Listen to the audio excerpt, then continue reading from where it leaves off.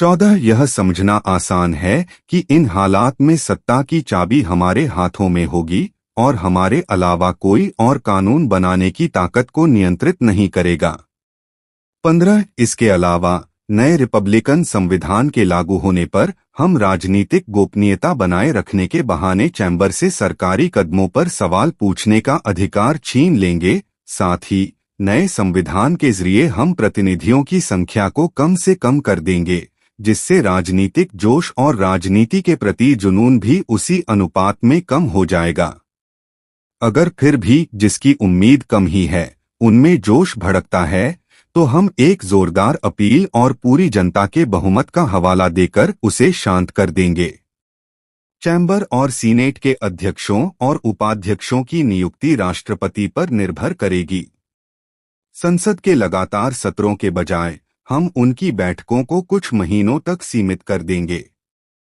इसके अलावा कार्यकारी शक्ति के प्रमुख के तौर पर राष्ट्रपति को संसद को बुलाने और भंग करने का अधिकार होगा और भंग करने की स्थिति में नई संसदीय सभा की नियुक्ति के समय को बढ़ाने का अधिकार भी होगा।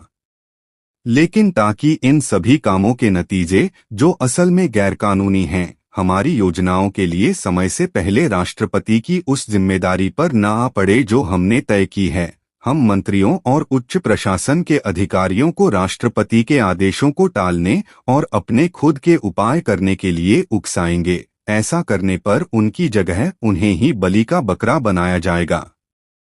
हम खास तौर पर यह सुझाव देते हैं कि यह भूमिका सीनेट, काउंसिल ऑफ स्टेट या काउंसिल ऑफ मिनिस्टर्स निभाए, न कि कोई अकेला अधिकारी।